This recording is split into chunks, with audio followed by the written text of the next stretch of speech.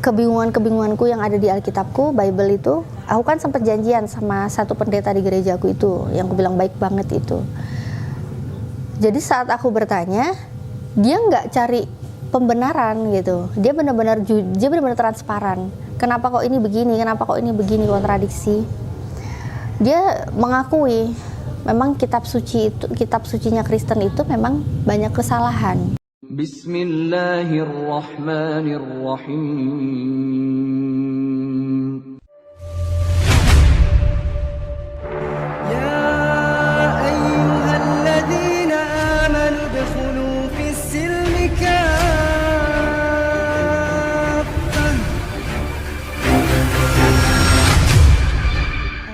Bismillahirrahmanirrahim. Assalamualaikum warahmatullahi wabarakatuh, sahabat ngaji cerdas. Saya terlahir dengan nama Natalia Iriani. Alhamdulillah, saya mu'alaf dari tahun 2016, latar belakang Kristen Protestan, dan sekarang nama saya Khadijah. Dari gereja mana? Saya dulu kalau nama gereja saya nggak bisa sebutkan, ya. Kalau gereja itu ada macam-macam tuh sektornya apa? Iya, gerejanya Protestan, tapi di sini saya sangat menjaga betul ya, karena sampai sekarang pun walaupun saya sudah masuk Islam, hubungan baik dengan pendeta itu masih terjalin banget. Takutnya pendeta saya dicap pendeta yang gagal gitu ya, karena jangan sampai lah kayak gitu. Alhamdulillah, bukan alhamdulillah ya kalau kayak gitu ya dulu ya. Dulu karena terlalu mencintai Yesus ya, bisa dibilang ya. Karena terlalu mencintai Yesus, dulu saya tuh melihat apa yang diajarkan dari gereja, apa yang diajarkan dari latar belakang keluarga saya. Nah, papa saya itu kan dari LSM Kristen. Jadi dengan aktifnya papa saya di pelayanan, itu pun ngebentuk aku juga aktif juga gitu di gereja gitu ya. Aktif di gereja, semakin melihat kasih Yesus yang begitu nyata gitu ya. Jadi cinta banget dengan Yesus gitu, melayani mulai dari musik, dari semuanya lah ya, aktivis-aktivis gereja kayak ada ibadah apa gitu, selalu terlibat gitu ya, di pemuda, dari sekolah minggu juga itu udah terlibat. Nah tapi karena saking ini ya, merasa hati itu cinta banget sama Yesus itu, deket banget sama Yesus, di situ membuat inisiatif aku tuh semakin merasa aku harus kenal betul Yesus itu gimana sih, Yesus itu siapa sih, kayak gitu. Nah itu pun juga latar belakang terbesar yang membuat aku itu memutuskan untuk menjadi mu'alaf gitu, karena mencari tahu Yesus itu siapa kayak gitu. Sejauh apa orang mencintai Yesus kan, orang juga agama yang orang-orang Kristen pasti mencintai Yesus kan, pada umumnya. Ya. Nah sejauh mana Mbak Khadijah ini mencintai Yesus dengan tindakan, kan nggak mungkin dengan ungkapan aja. Iya. Dengan tindakan itu sejauh mana? Dengan ini selalu membaca Alkitab ya, kalau bisa dibilang Bible lah ya, membaca Bible, kitab suci saya yang lama ya kan. Jadi dulu memang keluarga itu ngebentuk aku itu tiap pagi bangun tidur harus baca kitab suciku yang lama itu, harus baca Bible. Dulu udah biasanya disuruh sama mama dari kecil. Jadi mama papa nyuruh dari kecil gitu, diajak, begitu udah semakin dewasa kan dari kecil, jadi udah besar baca terus, sudah kebiasaan, rutinitas gitu ya. Jadi kayak udah ya udahlah sehari-hari gitu, kalau nggak ngelakuin itu kayak ada yang kurang gitu. Jadi pagi terus malam juga mau tidur kayak gitu. Nah, tapi itu aja tuh nggak cukup gitu. Nah, karena merasa ya itu cinta banget sama Yesus. Yesus itu yang saya dikenalkan, Yesus adalah sosok sebagai Tuhan yang harus disembah. Sementara saat saya membaca apa yang Yesus katakan di dalam kitab suci, tapi ini jarang banget dibahas sama pendeta gitu. Karena ayat-ayat di dalam ibadah gereja kan kebanyakan cuma tentang kasih, tentang gimana kita hidup secara bersosialisasi kan kayak gitu ya. Tapi ternyata ada ayat-ayat mengenai tentang cerita-cerita Yesus itu yang ngebuat aku mengenal ini beneran Tuhan gak sih? Itu pada waktu apa tuh? Itu mulai dari kecil sebenarnya. Jadi dari masih zaman SD itu juga udah sering banget memikirkan gitu, memikirkan siapa sih Yesus itu gitu.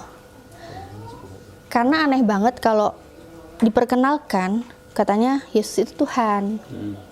Sedangkan waktu sekolah minggu gitu ya, sering diajarkan doa Bapa kami, hal-hal simpel lah ya, doa Bapa kami. Masih ingat doa Bapak kan? Masih ingat, Bapa kami yang di surga, dikuduskanlah namamu, datanglah kerajaanmu, jadilah kehendakmu gitulah ya. Ibumu seperti surga. Dulu agamanya Kristen dong. Iya, bisa. Jadi kalau mau dicek-cek, mau dites-tes gitu ya, ngomong apa tiba-tiba disuruh sebutin, Bisa. insya Allah masih inget, masih bisa gitu. Oke ya. Nah jadi dari hal simpel kayak doa Bapa kami kan diajarin dari kecil banget ya. Itu aku ngelihat ini kok Yesus berdoa. Katanya Yesus itu Tuhan. Tapi dia masih berdoa kepada Bapa. Bapa yang kalau diperkenalkan dalam Trinitas itu kan adalah Allah ya, Allah Bapa gitu ya. Di situ aku mikir, Tuhan kok gini amat sih? Tuhan kok masih harus berdoa sih kepada Tuhan lagi gitu kan? Ini yang bener aja, kayak di akal sehat itu kayak udah nolak gitu, dari kecil aja tuh udah berpikir-pikir gitu. Cuma kalau dibilang mau mengutarakan kok gini, dibilang kalau ragu itu dosa. Jadi lebih baik cuma mikir sendiri, disimpan sendiri, hanya merasa ampuni aku Tuhan, aku udah meragukanmu, kayak gitu aja. Nah tapi terus baca lagi, nggak cuma itu, nggak cuma dari doa Bapa kami. Sebenarnya kalau dari doa Bapa kami aja tuh udah mencakup semua hal sih sebenarnya. Kayak Yesus berdoa kepada Bapa, Yesus pun juga sempat di dalam doanya, berilah kami pada hari ini makanan kami yang secukupnya. Tuhan kau minta makan. Dari situ udah mulai. Iya, Tuhan kau minta makan, kan gitu. Dan janganlah bawa kami dalam pencobaan, tapi lepaskanlah kami daripada yang jahat.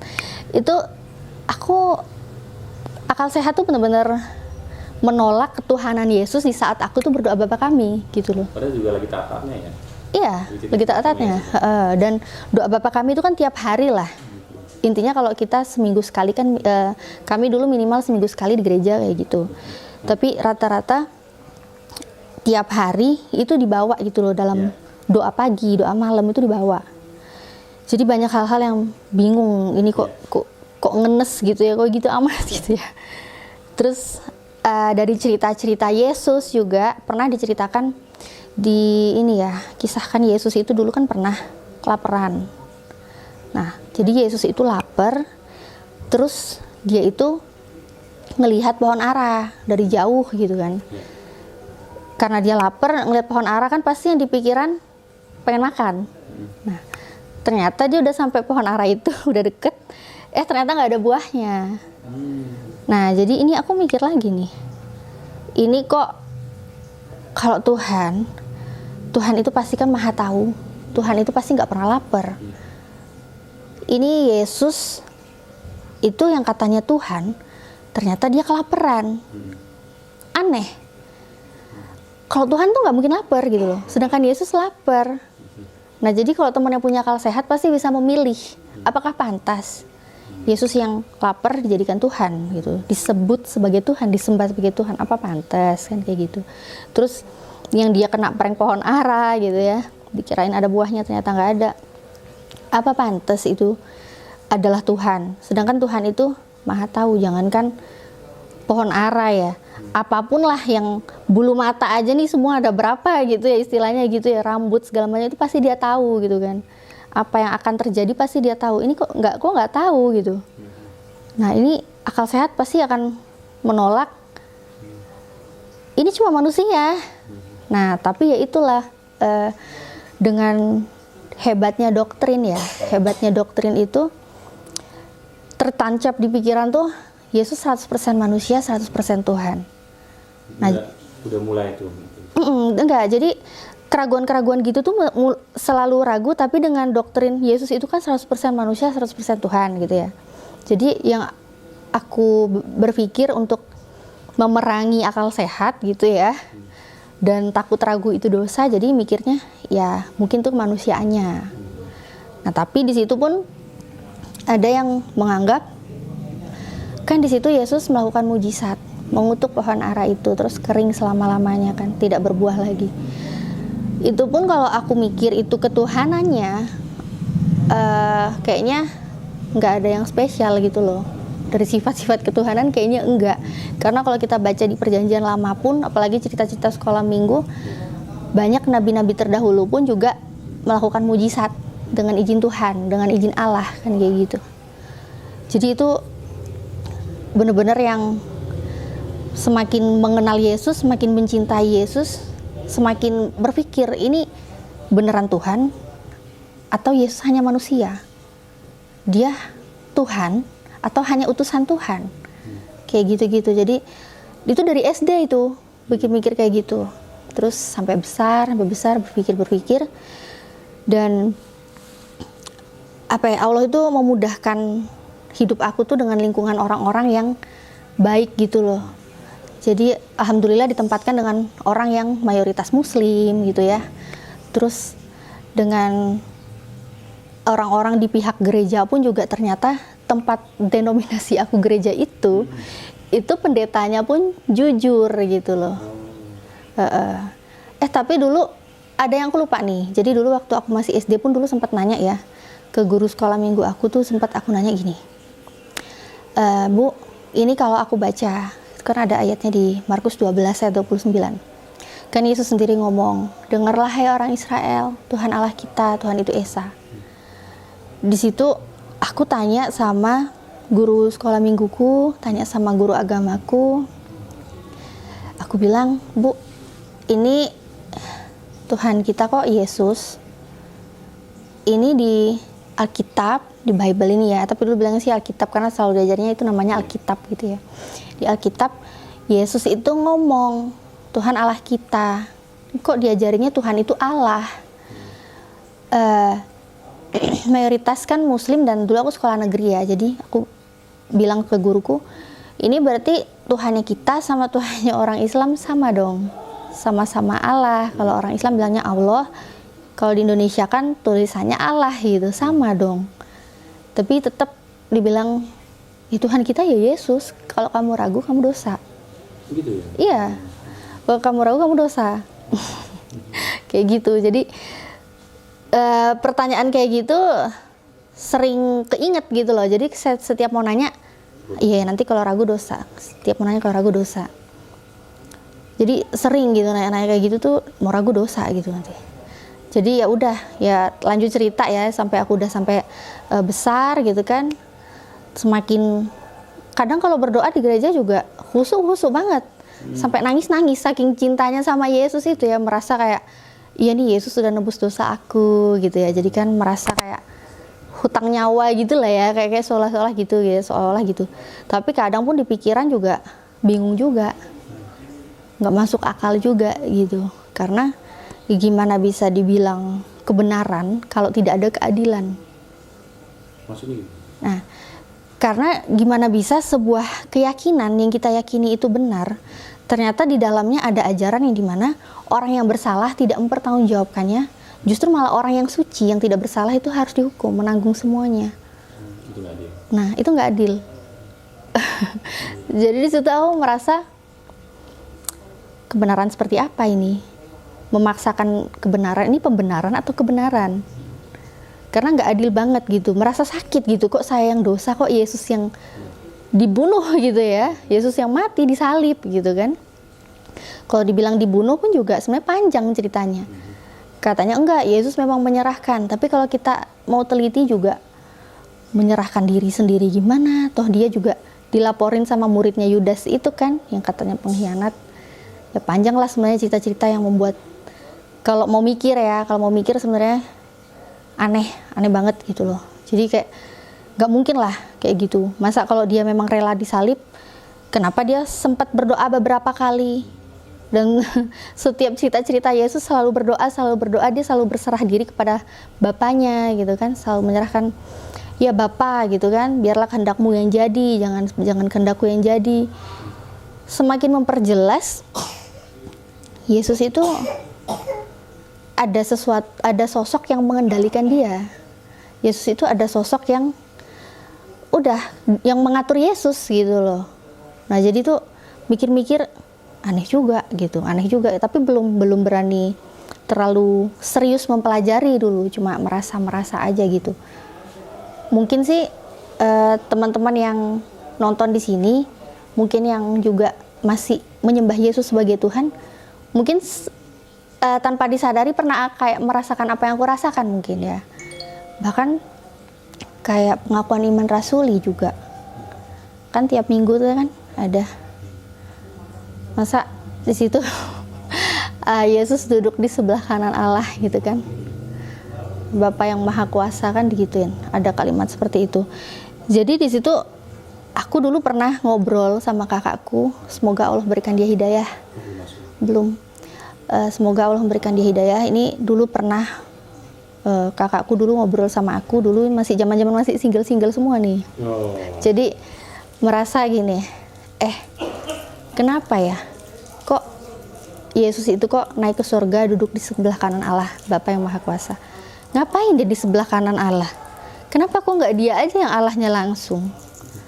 Kenapa? Kenapa kok ada kanan? Berarti itu ada dua apa gimana gitu kan?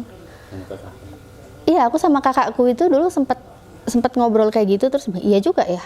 Kok gitu ya? Aneh ya? Iya, aneh. Jadi kalau saat itu tuh mikir iya aneh gitu. Terus langsung sama-sama mengingatkan gitu. Dulu mengingatkannya gini, udahlah nggak usah dipikirin, nanti kita kalau mikir kita dosa lagi. Ya udah deh nggak usah mikir, takut dosa. Kayak gitu. Jadi hal-hal yang aneh kayak gitu tuh cuma sepintas kayak gitu. Tapi ya memang lah ya, karena memang mungkin ya jelas Allah itu kan memberikan kita akal ya. Allah tuh jelas memberikan kita akal. Kalau kita benar-benar mau memakai apa yang Allah berikan kepada kita, mungkin kita mau mencerna gitu. Kalau kita nggak egois gitu ya. Nah, sampailah di tahap-tahap aku serius cari kebenaran itu. Nah, itu waktu aku udah kerja, itu dulu aku punya temen. Itu tuh temanku tuh hampir tiap hari bareng terus lah gitu ya. Teman kerja. Muslim. Nah, itu pun ada juga yang cewek, ada juga yang cowok gitu ya. Tapi emang hari-hari perginya sama mereka terus gitu. Nah, terus temanku nih salah satu dari mereka tuh ada nantangin aku gitu. Dia bilang, Li, di kitab sucimu itu ada yang aneh loh katanya. Tiba-tiba nanya gitu. Dia bilang gitu. Ada yang aneh apa? Aku bilang gitu. Biasanya kita nggak pernah ngomongin kayak serius tentang keyakinan gitu, nggak pernah gitu. Tapi kalau aku ngeledekin keyakinan dia sering dulu. Sering.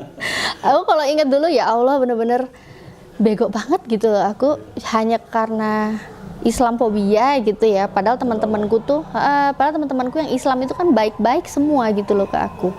Teman-temanku tuh muslim-muslim yang taat dan mereka nggak pernah cari masalah gitu sama aku. Bahkan aku Kristen sendiri. Mereka tuh nggak pernah mengasingkan aku atau mungkin jijik sama aku, itu juga nggak pernah. Tapi aku tuh sering recokin mereka gitu. Nah, jadi waktu itu temen gue tuh bilang gini, di kitab sucimu tuh ada yang aneh loh. Aku tanya, apa sih yang aneh? Maksudnya apa yang aneh? Iya, kitab sucimu tuh ada yang aneh. Kalau ada yang kontra katanya. Kontra gimana? Kalau semakin kamu baca, kamu nanti akan ngelihat semakin banyak kontradiksi isinya. Masa sih gitu kan? Ya udah, tapi dia juga nggak nunjukin yang mana yang kontradiksi, yang mana yang apa dia nggak nunjukin. Terus aku karena tahu ini temanku tuh nggak pernah bohong gitu loh sama aku gitu. Temenku nggak pernah bohongin aku. Terus ya udah, aku pulang penasaran, zaman browsing kan. Jadi aku carilah di internet, cari di Google. Banyak website itu yang mengedukasi ya tentang Bible itu. Ternyata di sini tuh banyak sekali kontradiksinya gitu loh. Dulu sih waktu aku browsing kisaran 12-an kayaknya aku dapet tuh. Apa aja? Ada tentang ini nih di Tawarik sama di Samuel. Satu Tawarik 21 ayat yang 1 kalau nggak salah ya. Aku lupa sih ayatnya mana tuh. Udah lama nggak lihat lagi. Poinnya apa? Iya, pokoknya di 1 Tawarik sama di 2 Samuel itu. Jadi itu diceritakan ada yang menyuruh Daud. Ada sosok yang menyuruh Daud untuk menghitung orang Israel. Nah, jadi yang satunya itu yang menyuruh itu Tuhan. Kemudian yang satunya lagi yang menyuruh itu iblis. Iblis sama Tuhan itu kan dua sosok yang sangat bertolak belakang lah. Ini sebenarnya yang benar yang mana gitu kan? Kalau yang benar iblis yang menyuruh, berarti keterangan yang satunya Tuhan yang menyuruh berarti nggak mungkin benar. Itu kan kedua keterangan berbeda. Jadi benar yang mana, yang Samuel apa yang Tawarik gitu loh yang benar. Dua-duanya berbeda. Kemungkinan salah satu benar atau dua-duanya yang salah. Karena kalau dua-duanya benar itu nggak mungkin. Karena dua-duanya berbeda. Terus ada juga tentang penyalipan. Nah, di Injil itu kan diceritakan tentang penyalipan Yesus ya. Nah, jadi itu ada perbedaan. Yang satunya tuh ditulis jam 9 disalib. Terus yang satunya lagi tuh jam 12 aja tuh belum disalib. Masih dibawa jalan itu dia, Yesusnya itu. Ternyata memang banyak sekali kontradiksi gitu. Nah, ini sih sebenarnya aku udah pernah bahas juga di channel YouTubeku. Nanti mungkin teman-teman mau lihat ayatnya apa aja, itu teman-teman bisa lihat di channel YouTube Natalia Iriani. Di situ aku cantumin ayat-ayatnya, aku tampilin di situ. Nah, jadi kalau ngelihat itu tuh aku mikir, dulu ngelihat tuh sebenarnya gini sih, respon aku ngelihat kontradiksi itu tuh, ini kok pertama lihat di web gitu ya, lihat, masa sih kayak gini gitu, nggak percaya, karena nggak langsung percaya. Bisa aja kan web penyesat, bisa aja kan web yang nggak seneng Kristen, ya kan. Jadi aku nggak langsung percaya web, aku langsung lihat ke kitab suciku. Jadi kan aku punya Bible itu, aku buka, iya ternyata benar gini, ternyata ini tulisannya benar gini, kok gini ya. Jadi nggak kemakan website gitu loh. Jadi bener-bener langsung cari ke sumbernya gitu kan. Dan itu responku tuh jadi mikir gini, ini kok kayak gini sih, kok gini amat ya. Karena sebelum aku sampai bener-bener apa yang temanku omongin ke aku gitu ya, katanya kitab kontradiksi, banyak yang aneh itu, aku tuh udah punya prinsip gitu loh. Jadi aku tuh punya prinsip yang namanya kitab suci itu harus 100% benar, nggak boleh ada kesalahan sekecil apapun. Karena kitab suci itu kan berisi firman dari Tuhan. Sedangkan Tuhan itu nggak mungkin salah. Nah, kalau ada yang salah berarti itu udah bercampur ulah tangan manusia. Udah nggak bisa dianggap lagi itu sebagai kitab suci. Itu buat aku pribadi ya, kalau buat teman-teman yang nggak masalah silakan. Nah, jadi aku melihat kitab suci yang tiba-tiba kayak begitu, aku waktu itu responku hanya bingung, tapi jujur aku juga ketawa gitu loh. Karena kok lucu gitu, kok iya sih kok kayak gini, apalagi yang satunya Tuhan, satunya iblis gitu ya. Kok gini banget sih gitu kan. Jadi ya juga ya kok kayak gitu ya. Ini kok aneh ya. Jadi aku mikir-mikir mulai ketuhanan itu aneh, Yesusnya kok kayak gitu, kitab sucinya kok juga kayak gitu kan. Kontradiksi. Terus ya udahlah, jalanin aja, tapi masih dalam kehidupan Kristen. Jadi masih ke gereja, masih berdoanya juga masih ke Yesus gitu. Jalan aja seperti Kristen biasanya gitu. Nah, terus udah berapa waktu kemudian itu temanku yang bilang ke aku kitab suci aneh itu, dia ngasih tau lagi ke aku, dia nantang. Dia bilang gini, Li, kalau di kitab sucimu itu Yesus ngaku, akulah Tuhan dan sembahlah aku mau masuk Kristen. Oh gitu? Iya. Nah, temanku ini dia pernah memualafkan satu orang. Nah, jadi satu wanita Kristen itu udah masuk Islam gara-gara dia. Ya, sebenarnya gara-gara hidayah sih. Cuma aku taunya dia mensyahadatkan, wasilahnya lah istilahnya kayak gitu ya. Nah, jadi aku dulu merasa tuh, ini bukan orang sembarangan nih.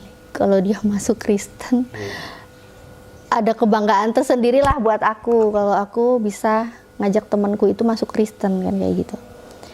Jadi aku cari tahu. Soalnya kok kayaknya selama ini nggak pernah ada sih Yesus ngaku akulah Tuhan sembahlah aku, kan nggak pernah ada memang. Nah, terus pas waktu satu hari itu nggak tahu juga kenapa aku tuh malam-malam tuh kepikiran terus gitu loh, kepikiran dari pertanyaannya temanku. Iya juga, Yesus nggak pernah ngaku dia Tuhan, dan aku mengingat apa yang sudah aku cari-cari tahu tentang kitab suciku, ternyata banyak kontradiksi kayak gitu kan. Aku udah mulai merasa kayaknya aku ini harus masuk Islam deh, karena Yesus ngaku dia utusan, ya kan, di Yohanes 17 ayat 3 gitu, dia ngaku dia utusan. Banyak sekali ayat-ayat yang menjelaskan Yesus itu adalah utusan, Yesus itu adalah hamba Tuhan kayak gitu.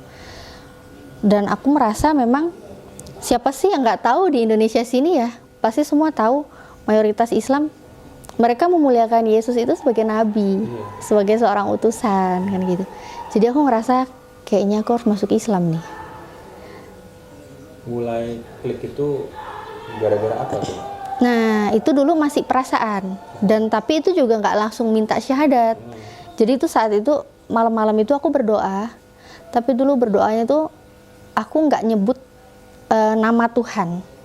Jadi aku cuma berdoa, aku tujukan kepada Tuhan semesta alam. Dan dulu tuh bener-bener aku tuh sampai apa ya, sampai nangis nggak karu-karuan. Dulu tuh keadaan itu tuh bener-bener perang ya, perang doktrin sama akal sehat kan ya. Jadi aku sampai bener-bener minta petunjuk, aku minta ampun dulu sama Tuhan. Aku bilang, Tuhan, yang aku tahu, aku itu menghambakan diri aku ini kepada Tuhan semesta alam. Kalau Tuhan yang selama ini aku sembah itu adalah Tuhan yang benar, yang selama ini aku sembah itu sudah Tuhan yang benar, aku minta maaf karena aku sudah meragukan kamu sebagai Tuhan, meragukan engkau sebagai Tuhan. Tapi kalau selama ini saya salah menghambakan diri, sesungguhnya saya hanya menghambakan diri kepada Tuhan semesta alam. Mohon tunjukkan kebenarannya. Jadi setelah malam itu terus tidur gitu ya, nggak tahu juga besok pagi mau berangkat kerja kan, rutinitas ya, mau berangkat kerja, tiba-tiba tuh papaku, padahal aku nggak cerita ke papa, untuk Pak, mana sih ayatnya Yesus ngaku dia Tuhan, nggak pernah cerita itu. Cuma tiba-tiba aja nggak tahu papa itu nunjukin Alkitab ke aku, nunjukin Bible. Dia bilang, Lia ini baca katanya. Apa ini kamu baca ini? Ya nggak tahu lah, mungkin karena nggak tahu lah apa semua itu yang apa yang menggerakkan itu semua juga nggak ngerti ya. Jadi dulu ditunjukkan, aku baca Yohanes 13 ayat 13. Ternyata di situ bunyinya gini, kamu menyebut aku guru dan Tuhan. Memang katamu itu tepat, memang akulah guru dan juga Tuhan. Nah, itu perkataannya Yesus. Nah, yang aku baca di situ perkataannya Yesus gitu ya. Jadi tuh aku kayak langsung merasa bersalah banget gitu ya. Ya ampun, ya Tuhan, ternyata ada juga ayatnya Yesus itu ngaku dia Tuhan gitu, walaupun nggak ada sembahlah aku gitu ya. Jadi aku tuh kayak ngerasa sebagai manusia yang merasa bersalah banget deh sama Tuhan gitu ya, karena udah ngeraguin ketuhanannya. Ternyata aku bawalah ayat yang tadi ditunjukin papaku. Aku minta ketemu sama temanku itu kan, aku tunjukin, nih mas, ada ayatnya. Yesus ngaku dia Tuhan, dia bilang akulah Tuhan gitu kan. Terus temanku cuma biasa aja gitu, dia bilang gini, emang kamu yakin aslinya emang gitu? Kamu yakin itu nggak ada yang rubah-rubah? Dia ulangi lagi, kamu yakin? Dia bilang gitu, aslinya kayak gitu, nggak ada berubah. So aku mikir, ribet amat sih, kok malah gitu, kok nggak minta dibaptis sih, kok nggak minta apa sih gitu ya nih orang sih kan. Jadi aku cuma bilang gini, ya aku punyanya kitab suciku ya ini, bahasanya ya udah gini gitu kan. Ya kamu yakin aslinya emang gitu? Terus ya udahlah, karena dia nanyain aku aslinya emang gitu apa enggak gitu kan. Aku ngerasa aku punya PR baru lagi. Aku mencari tahu lagi, ini Yesus ngomong apa sih sebenarnya gitu kan. Nah, aku lihatlah di Alkitab Sabda itu kan ada kitab yang terjemahan lama-lama gitu kan, versi kuno, Ledeker segala macem lah ya, TL, terus APB, banyak banget versi-versi yang lama. Ternyata di situ tuh terjemahannya bukan guru dan Tuhan, guru dan tuan. Tuan. Iya, ternyata guru dan tuan.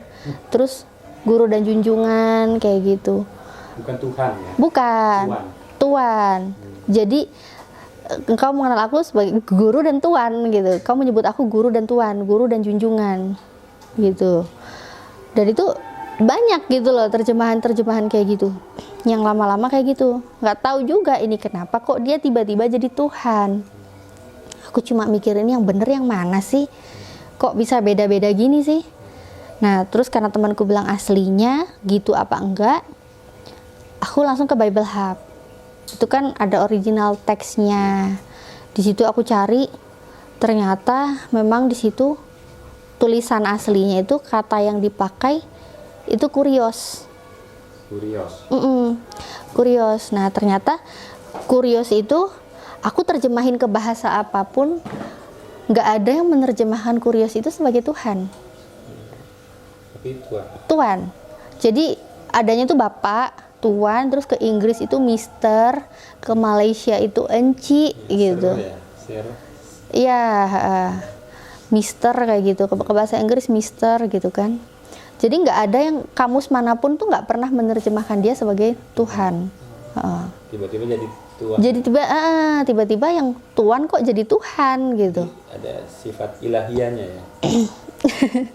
Tiba-tiba ketambahan satu huruf maknanya langsung beda jauh. Ciptaan jadi pencipta gitu.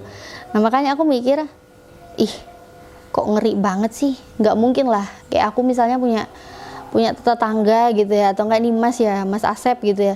Tuan Asep terus tiba-tiba, Tuhan. iya berapa tahun kemudian gitu terus aku ketemu lagi terus jadi Tuhan Asep, kan nggak mungkin, kocak gitu kan. Jadinya kayak ini apaan sih gitu. Oh berarti ya udahlah, berarti memang Yesus itu nggak pernah mengklaim dirinya sebagai Tuhan. Yesus memperkenalkan dirinya itu hanyalah sebagai utusan, sebagai guru, sebagai junjungan, sebagai tuan gitu, nggak lebih dari itu. Jadi di situ aku ya udahlah yakin nih, ini berarti memang yang memuliakan Yesus sesuai dengan apa yang Yesus mau, utusan jadi Islam gitu. Walaupun juga nggak langsung syahadat sih, karena Masih banyak juga. Berarti udah 100% tuh udah klik atau masih ada? Udah klik tapi belum 100%. Apa yang buat sebelum? Dulu masih nggak ada feel ke Nabi Muhammad. Apa alasannya? Karena udah terbrainwash kali ya. Jadi salah satu yang nggak suka apa? iya, karena zaman aku dulu ya, zaman dulu belum mengenal Islam, maksudnya cuma tahu secara umum ya. Itu ditakut-takutin tuh katanya Nabi Muhammad itu, mohon maaf ya, ini kan apa yang saya tahu dulu ya. Yang dulu saya tahu ya dibilang Nabi Muhammad itu nggak ada, orang-orang sekitarku dulu sih nggak pernah sampai bilang pedofil gitu, nggak. Cuma bilang katanya tukang kawin katanya gitu. Terus nikahin janda kaya katanya gitu. Terus apalagi ya, ajaran perang kayak gitu-gitulah. Pokoknya yang jelek-jelek gitu. Jadi dulu tuh kayak ngerasa serem punya nabi yang namanya Muhammad. Itu dulu aku merasakan serem banget, nggak ada feel ke situ. Sampai aku dulu sampai mikir gini, apa aku tetap bukan menuhankan, apa aku tetap pakai kitab suci manapun deh, ajaran agama manapun, tapi jangan Islam deh gitu. Walaupun udah tahu nih yang memuliakan Yesus tuh cuma di Islam ya, sebagai utusan ya, tapi aku masih cari-cari lagi Katolik gimana ya. Karena kan sebelum Protestan Katolik ya. Jadi memang dari dulu tuh udah ke brainwash banget gitu ya, kayak dibilang Islam itu katanya agama perang. Nah terus katanya Nabi Muhammad itu kemana-mana pokoknya nyebar Islam itu pakai perang katanya gitu. Terus di pikiran juga ditakut-takutin ini, tapi dulu ya, dulu sih dibilangin Nabi Muhammad itu tuh tukang kawin, terus nikah sama janda kaya gitu. Jadi kayak seolah tuh kayak ini kok orang yang matre gitu. Zaman dulu ya aku mikirnya ini kok kayak yang dipikir tuh benar-benar laki-laki yang aduh nggak pantas lah jadi sosok nabi gitu.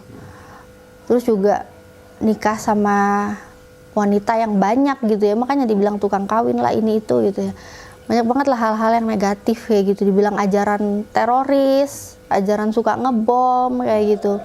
Kan sering media-media itu kan kayak menjelaskan ada teroris, ternyata Islam KTP-nya atau nggak bercadar atau apalah katanya gitu.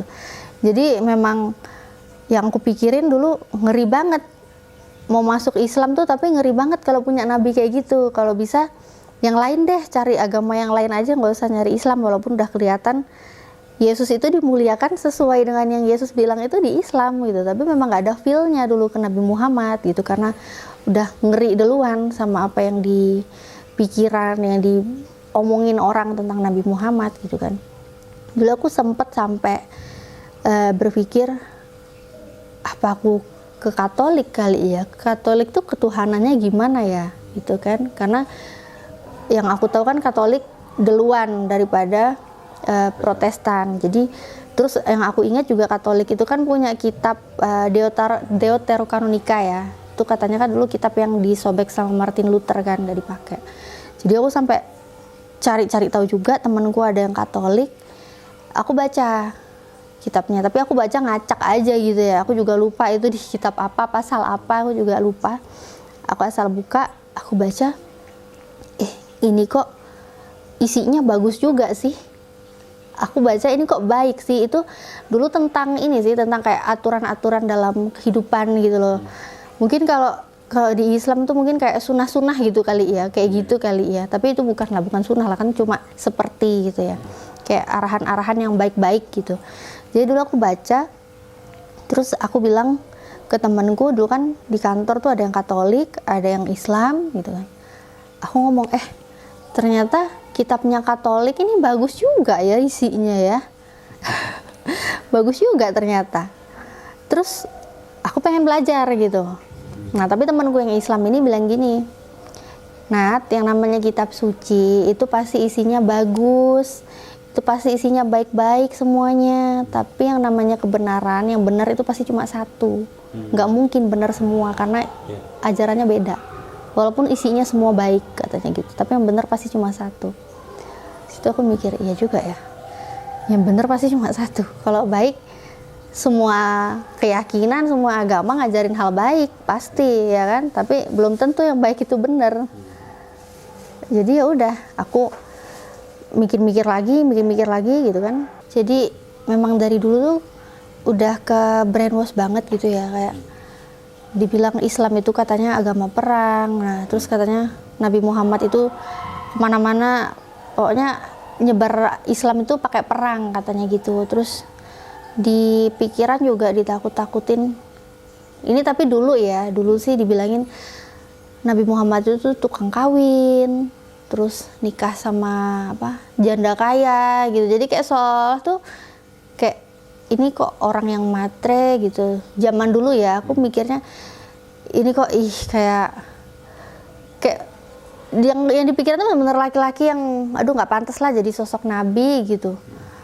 Terus juga nikah sama wanita yang banyak gitu ya, makanya dibilang tukang kawin lah ini itu gitu ya.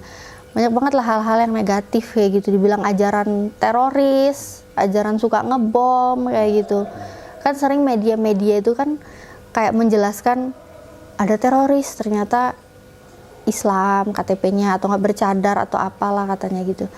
Jadi memang yang aku pikirin dulu ngeri banget mau masuk Islam tuh, tapi ngeri banget kalau punya nabi kayak gitu. Kalau bisa yang lain deh, cari agama yang lain aja, nggak usah nyari Islam, walaupun udah kelihatan Yesus itu dimuliakan sesuai dengan yang Yesus bilang itu di Islam gitu. Tapi memang nggak ada feel-nya dulu ke Nabi Muhammad gitu, karena udah ngeri duluan sama apa yang di pikiran, yang diomongin orang tentang Nabi Muhammad gitu kan. Dulu aku sempet sampai berpikir, apa aku ke Katolik kali ya? Katolik tuh ketuhanannya gimana ya gitu kan? Karena yang aku tahu kan Katolik duluan daripada Protestan. Jadi terus yang aku ingat juga Katolik itu kan punya kitab Deuterokanonika ya. Itu katanya kan dulu kitab yang disobek sama Martin Luther kan, nggak dipakai. Jadi aku sampai cari-cari tahu juga, temanku ada yang Katolik. Aku baca kitabnya, tapi aku baca ngacak aja gitu ya. Aku juga lupa itu di kitab apa, pasal apa, aku juga lupa. Aku asal buka, aku baca, ini kok isinya bagus juga sih. aku baca ini kok baik sih. Itu dulu tentang ini sih, tentang kayak aturan-aturan dalam kehidupan gitu loh. Mungkin kalau di Islam tuh mungkin kayak sunah-sunah gitu kali ya, kayak gitu kali ya. Tapi itu bukan sunah lah, kan cuma seperti gitu ya, kayak arahan-arahan yang baik-baik gitu. Jadi dulu aku baca, terus aku bilang ke temenku, dulu kan di kantor tuh ada yang Katolik, ada yang Islam gitu kan. Aku ngomong, ternyata kitabnya Katolik ini bagus juga ya isinya ya. Bagus juga ternyata. Terus aku pengen belajar gitu. Nah tapi temanku yang Islam ini bilang gini, Nat, yang namanya kitab suci itu pasti isinya bagus, itu pasti isinya baik-baik semuanya, tapi yang namanya kebenaran, yang benar itu pasti cuma satu. Nggak mungkin benar semua, karena ajarannya beda. Walaupun isinya semua baik katanya gitu, tapi yang benar pasti cuma satu. Situ aku mikir, iya juga ya, yang benar pasti cuma satu. Kalau baik, semua keyakinan, semua agama ngajarin hal baik pasti ya kan, tapi belum tentu yang baik itu benar. Jadi ya udah, aku mikir-mikir lagi gitu kan. Nah mengenai Nabi Muhammad, terus aku pun juga bingung gitu kan. Aku ngomong lagi sama temanku yang lain, Beb, sebenarnya Yesus itu cuma itu ya, cuma utusan ya. Temanku gini, ya ampun Cek, kamu kok gimana sih baru tahu? Lo itu loh ya pinter-pinter tapi on katanya. Kamu kok pinter tapi bego sih katanya kan. Masa kamu baru tahu kalau Yesus itu utusan? Kamu masa baru tahu dia itu manusia? Dia memang manusia, bukan Tuhan katanya. Itu temanku Islam itu yang ngomong, muslimah, dan dia taat banget sholat.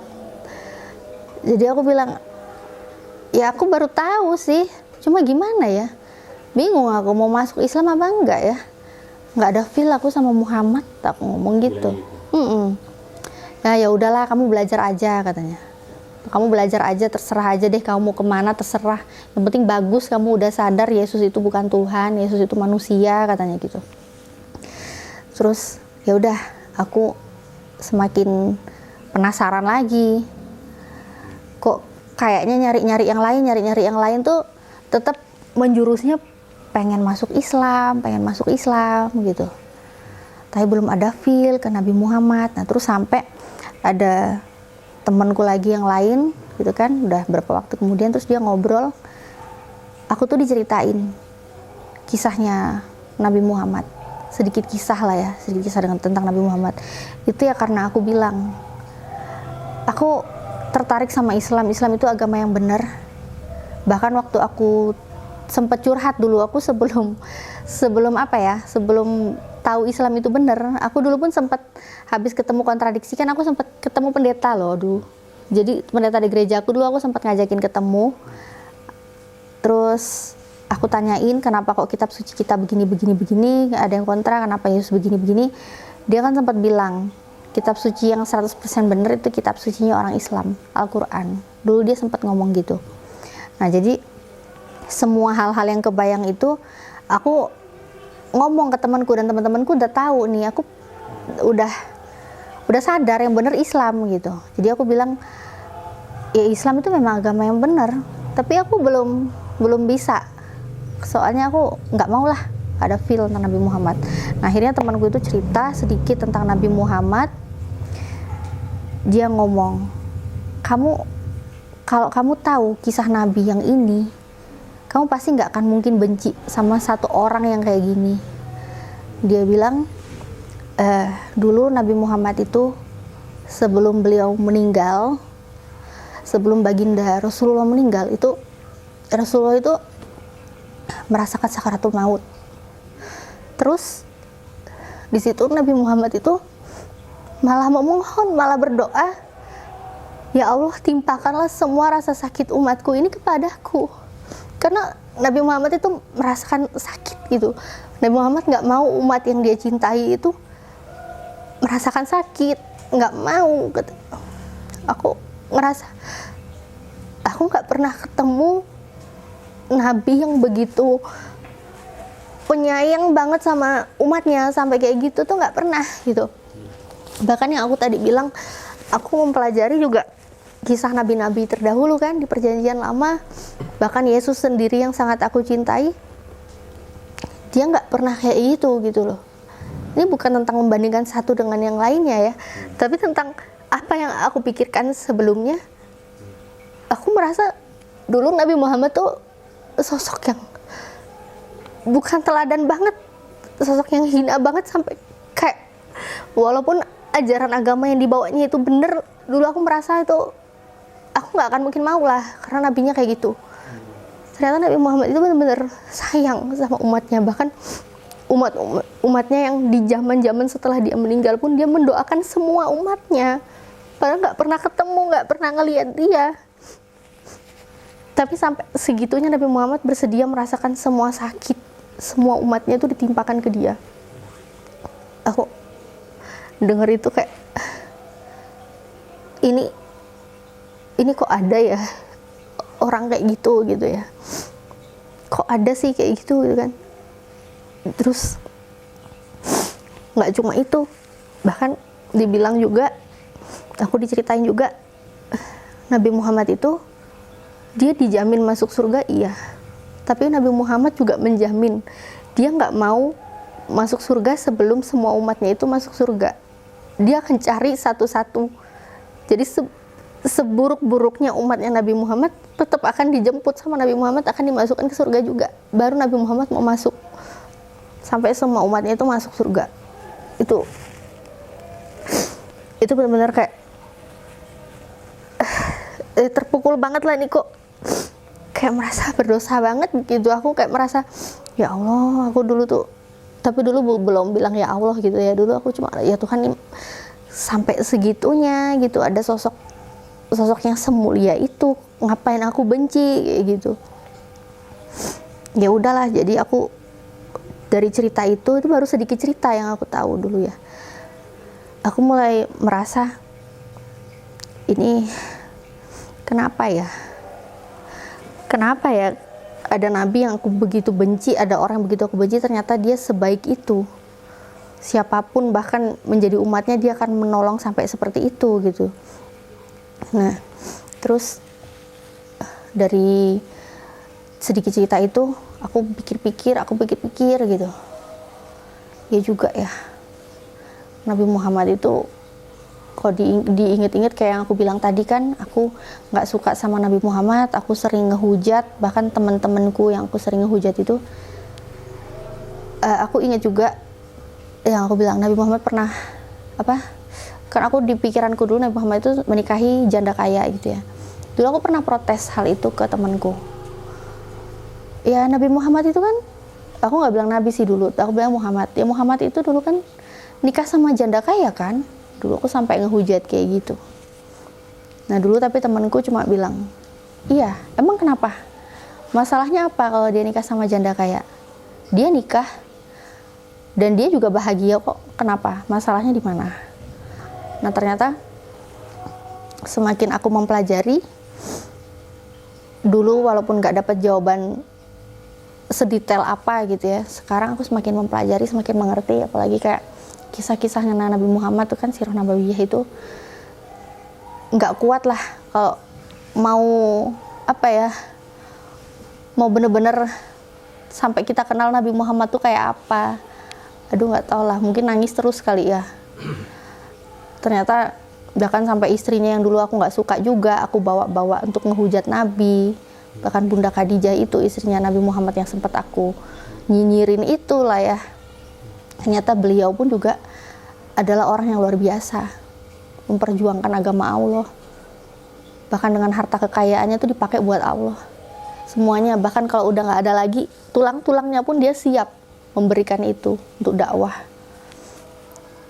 Jadi ya udahlah, hal-hal kayak gitu jadinya aku mikir, semakin sadar Islam agama yang benar, Nabi Muhammad itu adalah teladan. Aku pikir aku harus masuk Islam, pengen masuk Islam. Nah tapi yang namanya setiap kebaikan yang tersampaikan pasti ada keburukan yang menghalangi ya. Jadi dulu nggak langsung syahadat juga, masih aku tunda. Dan sampai satu hari tuh aku pulang kantor, temanku tuh kan bilang ke aku, kamu kenapa? Kok nggak mau masuk Islam aja sekarang? Kamu kan udah tahu Islam itu benar. Kamu juga udah nggak ada keraguan lagi kan tentang kenabian Muhammad. Iya, udah nggak ada. Mau masuk Islam. Kalau mau masuk Islam aja. Terus aku tetap bilang gini, aku belum bisa gitu. Karena yang aku pikirkan tentang hijab gimana. Aku kan wanita.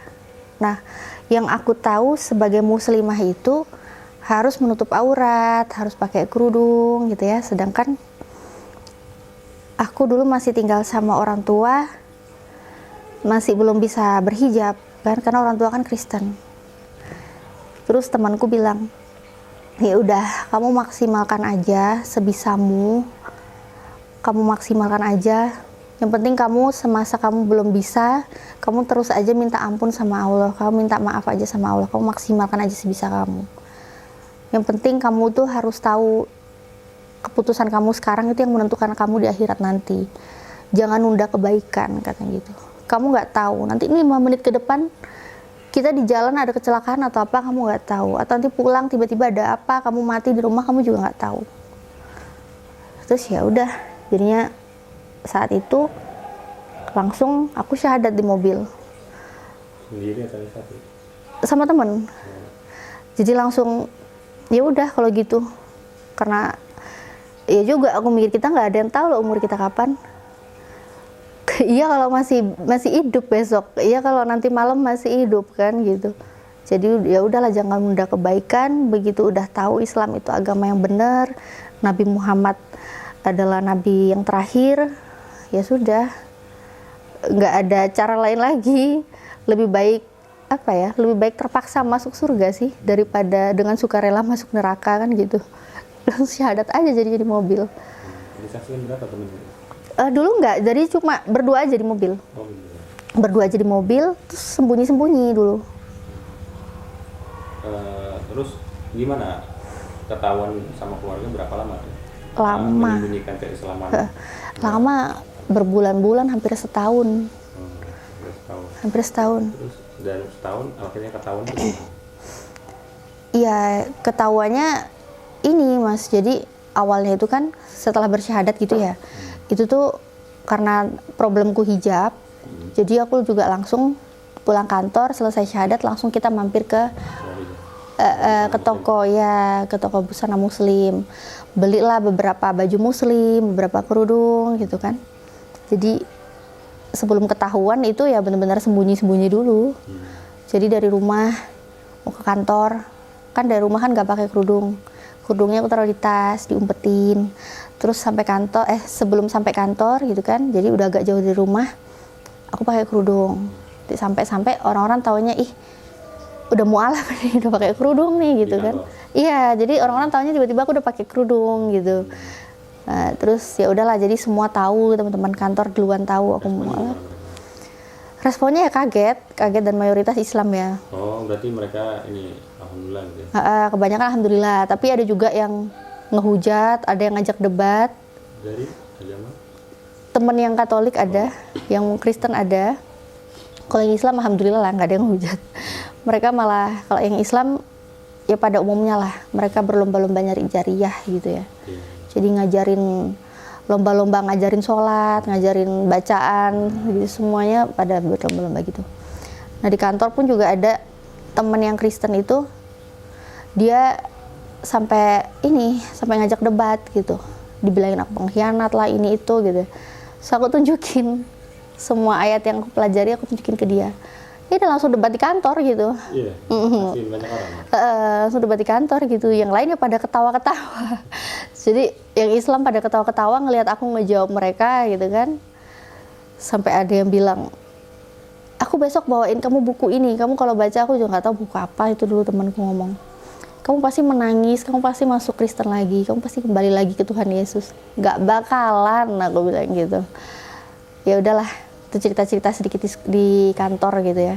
Nah terus tiap hari kayak gitu, paginya ke kantor, kerudung sembunyi-sembunyi, pulang juga gitu Mas. Jadi kerudung itu pakai dari kantor.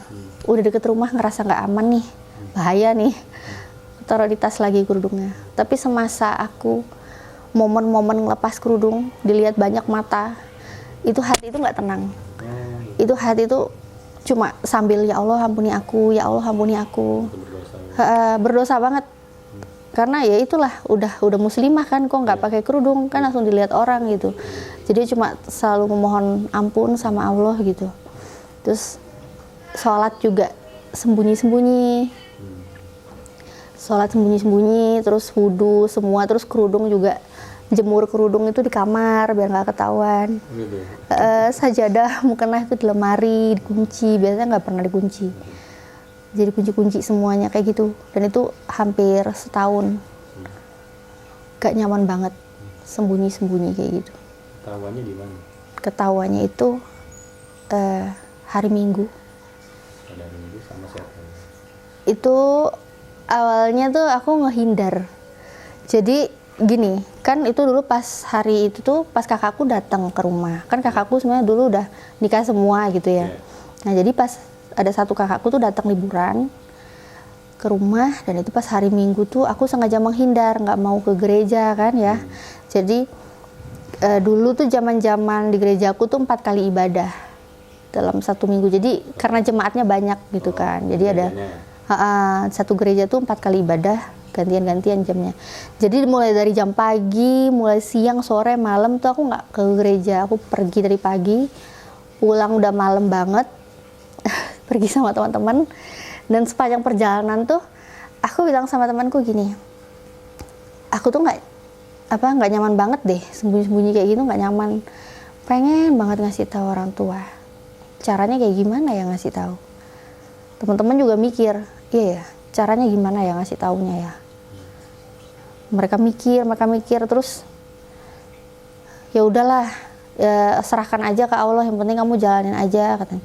Pasrahin aja, nanti pasti ada kok jalannya. Tapi udah nggak betah, nggak enak sembunyi-sembunyi kan, punya keimanan sembunyi-sembunyi, kerudung ngumpet, sholat ngumpet, nggak enak banget kan gitu.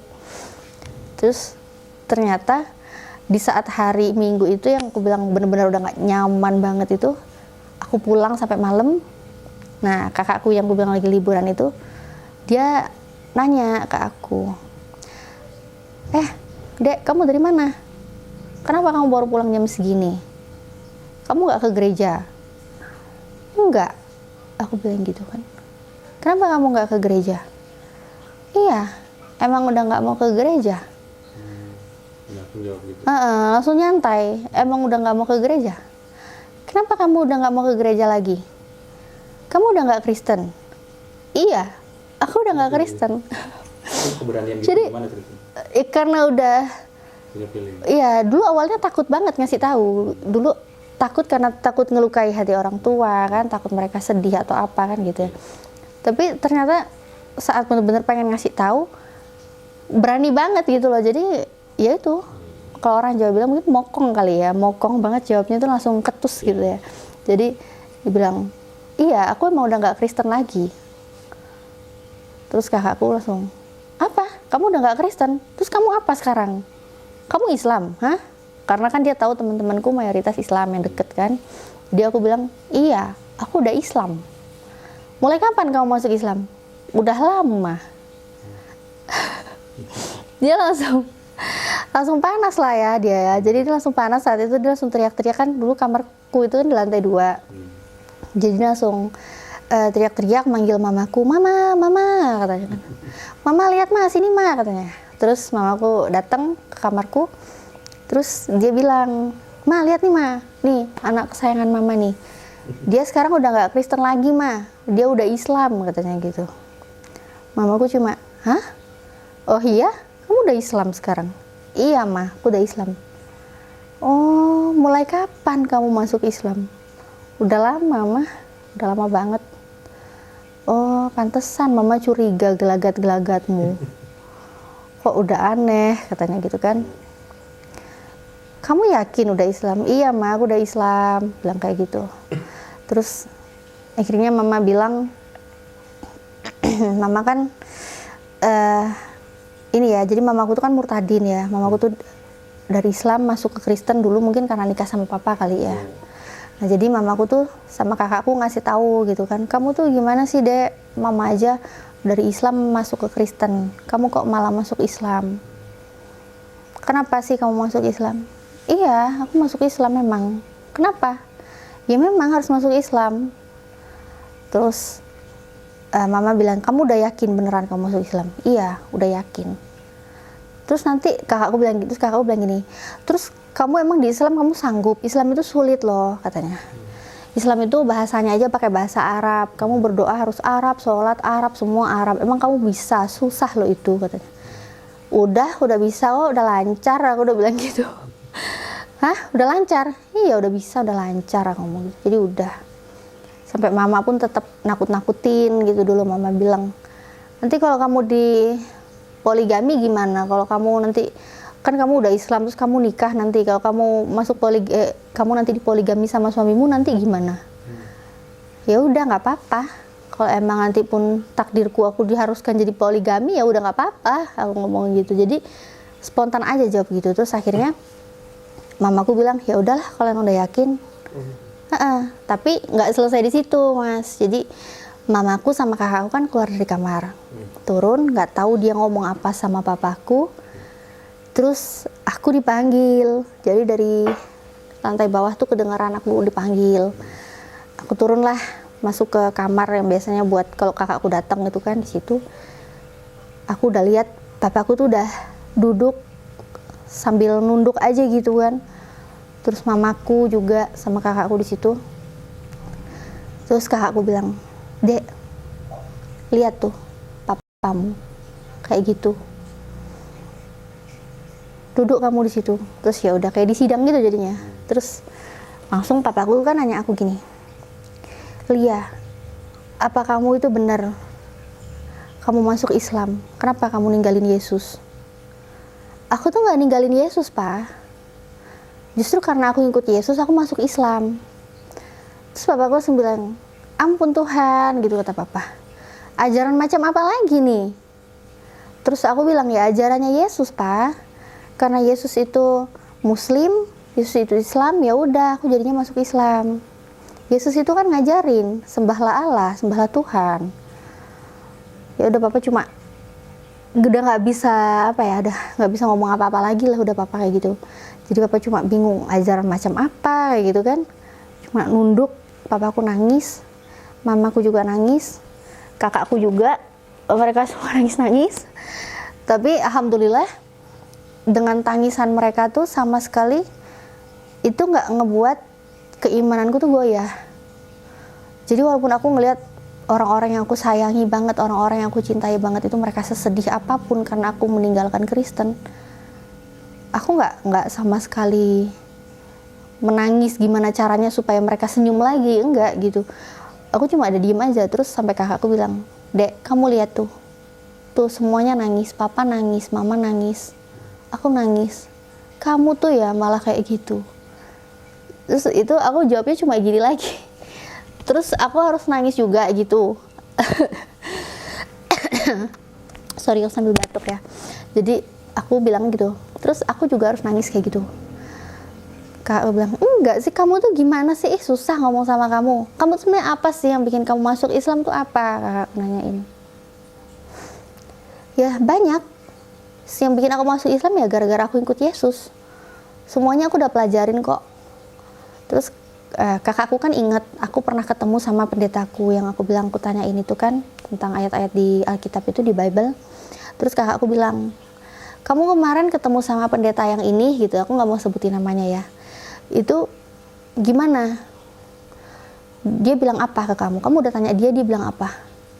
Oh itu udah beres kok. Dia bilang agama yang bener ya kitab suci yang bener itu kitab sucinya orang Islam, Al-Quran. Aku ngomong gitu. Nggak mungkin dia ngomong gitu. Lah beneran kok dia ngomong gitu, aku bilang gitu kan. Terus ya udah mana yang kamu tanyain? Kamu nggak mau nanya lagi ke pendeta yang lain? Udah nggak perlu, udah. Aku ngomong gitu. Ya udah mana? Aku mau lihat apa aja katanya gitu. Terus aku bilang ya udah nanti aku tulis lagi yang bagus ya, apa aja yang buat aku masuk Islam. Aku ngomong gitu. Kan soalnya dulu aku cuma buat belajar kan tulisannya coret-coretan. Ya udah katanya. Terus aku udah tulis di buku ya. alasan-alasanku itu. Aku tulis rapi-rapi, bagus-bagus tuh di buku.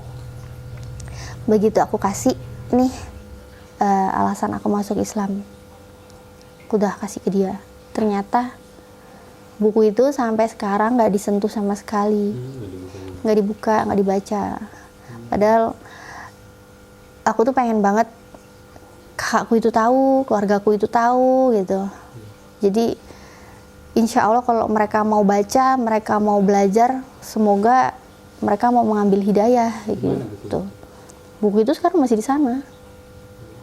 Jadi Di rumah orang tua. iya, di rumah orang tua. Mereka tahu di mana bukunya. Tahu lah. Jadi dulu aku ngasih, ya udah langsung, ya udah taruh aja gitu. Coba kan nonton video ini mau buka buku. Semoga. Nah, nonton video pun juga, ya jadinya gini, karena buku itu juga yang aku kasih kan gak dibuka-buka, gak dibaca-baca. Aku mualaf kan dari 2016 ya. Nah, terus jadinya tahun berapa ya? Aku YouTubean tuh 2000 berapa ya? 2019 apa 2020 gitu, aku lupa deh. Menjelang Covid atau sudah Covid? Zaman-zaman Covid. Ya 2020. Ya itu ya. Aku bikin channel YouTube dari buku itulah. Bukan bukunya aku bawa, tapi maksudnya kan aku inget lah kan kisahku sendiri. Jadi apa yang mau aku sampaikan ke orang tuaku, ke keluargaku, itulah dulu tujuan utama aku tuh di situ. Aku cuma pengen ngasih tahu ke mereka apa sih alasanku masuk Islam. Ada di YouTube-nya Mbak ya? Iya, jadi itu aku bikin di channel YouTube saya ada kisah mualaf, gitu ya. Kisah mualaf nama Ya, YouTube-nya? enggak, nama YouTube-nya Natalia Riani. Judul kontennya kisah mualaf. Nanti saya bantu. Siap, makasih banyak. Lanjut. Jadi disitulah aku dengan berniat ini semoga Allah meridhoi orang tuaku, keluargaku tahu. Udah deh, urusan hidayah nanti serahin ke Allah aja, kayak gitu. Ya, aku sih nggak ngerti ya, mereka itu tahu aku bikin konten ini, mereka menyimak atau enggak, aku nggak ngerti. Tapi aku tahu pasti mereka sudah melihat videoku. Karena setelah aku bikin channel YouTube, setelah mengupload video, aku dapat respon yang nggak enak dari mereka. Apa responnya? Marah. Seperti apa? Itu kan ada yang marah, ada yang juga fisik, ada ancaman, ada yang diusir. Nah, bentuknya apa kalau Mbak? Kalau itu dulu marah-marahnya, udahlah, kamu udah di Islam udah, sana di ajaranmu aja udah, nggak usah ngurus, nggak usah bahas-bahas Kristen lagi, katanya gitu. Nggak usah ngebahas tentang Kristen, nggak usah cerita-cerita kisah mualaf. Menyerang macam-macam lah, serangan kayak serang mental gitu ya, masalah keluarga ini itu. Ada aja cara-cara supaya aku tuh udah nggak usah lanjut lagi gitu. Tapi herannya kalau ketemu langsung sama keluarga, mereka biasa nggak mau ngebahas konten, nggak mau ngebahas tentang agama. Kalau ngebahas agama beraninya lewat HP. Iya, beraninya lewat HP, langsung nyerang gitu ya, maksudnya nyerang HP, marah-marah gitu, nuduh-nuduh aku itu nyembah iblis kayak gitu, nyembah setan kayak gitu. Ya, tapi kalau setiap papa bilang kamu tuh nyembah setan, kamu tuh nyembah iblis, aku cuma menanggapi yang aku sembah itu Tuhannya Yesus, Pak. Aku nggak nyembah setan, aku nyembah Tuhannya Yesus kok. Marah. Kalau marah ya udah dibalas pakai senyum gitu aja, emosi senyum gitu aja sih. Tapi komunikasi sampai saat ini bagaimana? Komunikasi ya gitulah Mas. Alhamdulillah yang namanya sebagai anak dan orang tua pasti kami saling menyayangi. Walaupun orang tua dalam bentuk sayangnya mereka ke aku, mereka mencari cara supaya aku balik ke agama yang mereka anut juga gitu. Aku pun juga karena menyayangi mereka, usahaku aku pengen gimana pun juga walaupun gak bisa ngomong langsung, ya mungkin dari konten-kontenku atau mungkin ada. Minta doa sama sahabat ngaji cerdas biar. Kenapa? Minta doa sama sahabat ngaji cerdas supaya diberikan hidayah. Oh iya, iya. Buat sahabat ngaji cerdas, saya dengan sangat kerendahan hati memohon teman-teman untuk mendoakan kedua orang tua saya dan kakak-kakak, semoga bisa mendapat hidayah dari Allah Subhanahu wa Ta'ala. Semoga kami bisa berkumpul lagi di jannah. Ya, jadi dulu sih sebenarnya kalau dikasarin, tindakan kasar alhamdulillah enggak. Karena orang tuaku pun juga tahu aku tuh nggak bisa dikasarin orangnya. Jadi mereka mainnya halus gitu ya, maksudnya mainnya halus, bener-bener pakai kayak psikologisku yang dikejar gitu. Nah pernah satu hari tuh mama nangis ngomong sama aku, dia bilang, Lia, mama itu sedih loh. Mama waktu ke gereja biasanya dulu tuh ada kamu di sebelah mama.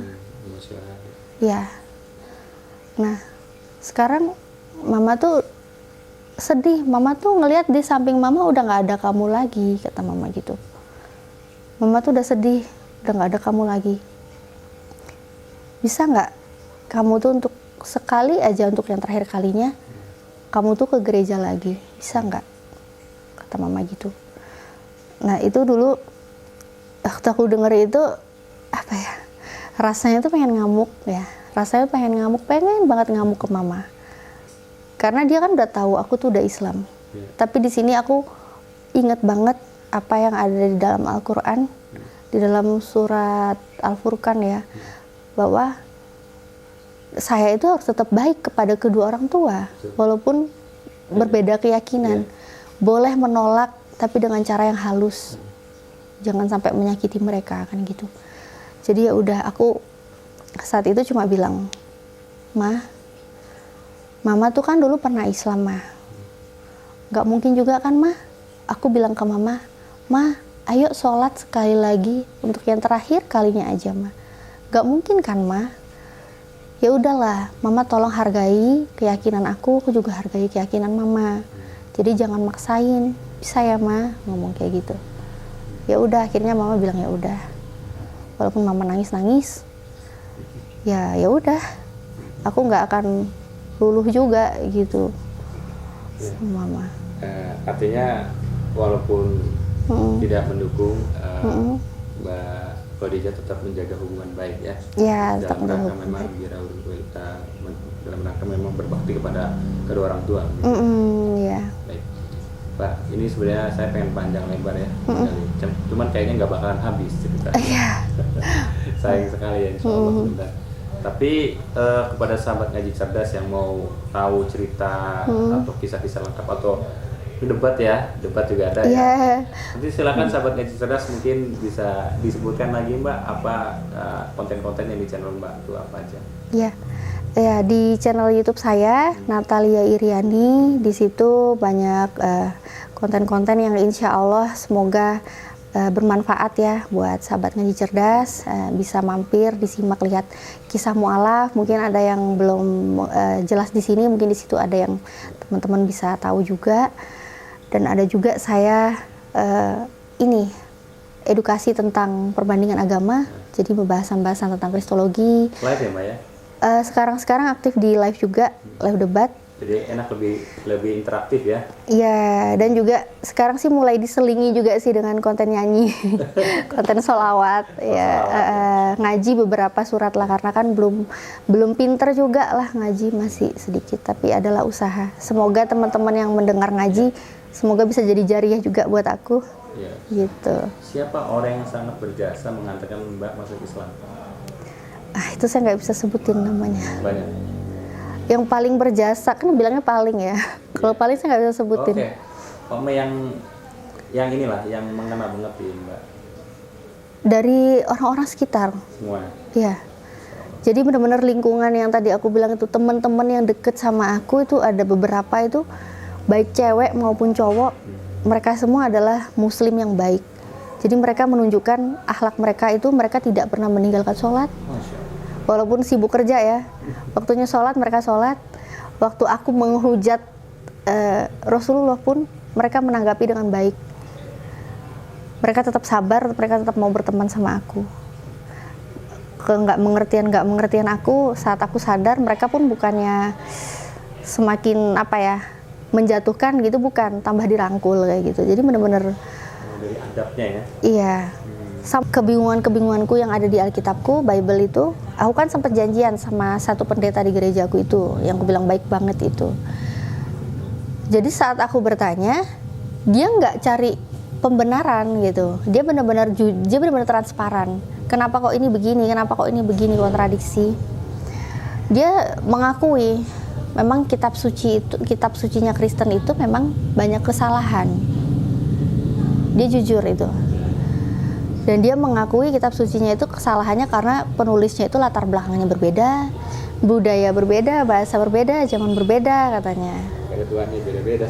Nah, terus disitulah waktu itu saya bilang, saya kejar kan, tapi kalau saya nggak mau Pak, yang saya mau kitab suci itu harus 100% benar. Itu karena saya bilang kan berisi firman dari Tuhan, Tuhan itu nggak mungkin salah, kan gitu. Terus, jadi pendeta itu dengan santai, jujur, nggak tahu juga ya kok bisa Allah itu baik banget sama aku dikasih pendeta yang kayak gitu loh. Jadi pendeta itu ngomongnya gini, kamu kalau mau cari kitab suci yang 100% benar, nggak ada kesalahan, ya kitab sucinya teman-teman kita, orang muslim, Al-Quran. Dia bilang gitu. Jadi aku pun walaupun nggak 100% percaya dulu dia ngomong gitu, tapi aku cuma, oh ya udah deh Pak kalau gitu, ya udah aku langsung pulang dari gereja itu. Nah, jadi tapi nggak pernah belajar Al-Quran juga setelah dia ngomong gitu. Aku nyentuh Al-Quran juga setelah syahadat kok, baru nyentuh Al-Quran gitu. Ya buat teman-teman ya, yang Islam dulu ya. Buat teman-teman yang kita sama-sama sudah berislam, insya Allah kita istiqomah aja. Mau kehidupan kita ini seberat apapun, mau kita diuji dengan seberat apapun, nggak usah bingung kenapa kita diuji, karena Allah Subhanahu Wa Taala memang udah pernah ngasih tahu ya, setiap orang beriman pasti akan Allah uji. Nah, gimana caranya untuk melewati ujian itu? Gimana caranya kita perbaiki hidup kita? Kita perbaiki sholat kita, maka Allah akan perbaiki hidup kita. Jadi nggak usah takut. Dan buat teman-teman yang merasa aku harus mu'alaf nih, atau mungkin sudah bersyahadat tapi aku pengen balik lagi nih ke agamaku yang lama, gak usah mikirin hal-hal buruk itu. Ingat aja apa yang dicari. Saat mencari Allah, teruslah kejar ridhonya Allah. Masalah duniawi, masalah apapun itu gak usah dipikir. Yang takut diusir gak usah dipikir. Walaupun saya memang nggak mengalami pengusiran atau apa, karena memang dari dulu saya nggak pernah mikirin itu juga. Yang aku pikir, aku mau dapat ridhonya Allah, aku mau ngejar Allah, itulah yang dikejar. Pasti Allah akan mampukan kita. Selama kita mengejar akhirat, dunia pun akan ditaklukkan buat kita. Jangan pernah meremehkan apa yang Allah janjikan sama kita. Ya, jadi udah nggak usah perlu banyak lagi yang aku sampaikan ya teman-teman ya. Cukup kalau apapun yang teman-teman itu yakini, keyakinan teman-teman gak cuma Kristen, apapun itu keyakinannya, pelajarilah kitab suci teman-teman masing-masing. Niatkan benar-benar ingin menyembah Tuhan semesta alam yang benar, pelajari aja terus. Dan buat teman-teman yang latar belakangnya mungkin sama dengan saya, Kristen, Anda harus mengenal diri Anda. Anda ingin memutuskan menjadi pengikut Yesus atau menjadi penyembah Yesus. Karena apa yang Yesus ajarkan, itulah yang harus Anda ikuti kalau Anda memang ingin menjadi pengikut Yesus. Dan di Islam sama sekali tidaklah agama buruk seperti yang teman-teman pikirkan. Teman-teman yang tidak mengenal Islam mungkin merasa Islam itu agama yang buruk. Ternyata kalau teman-teman mau membuka hati, mau mencari kebenaran, teman-teman akan benar-benar mengenal Islam itu seperti apa. Ternyata Islam itu adalah agama yang sangat-sangat damai, dan Islam itu adalah satu-satunya agama yang diridhoi Allah dan agama yang dibawa oleh para nabi.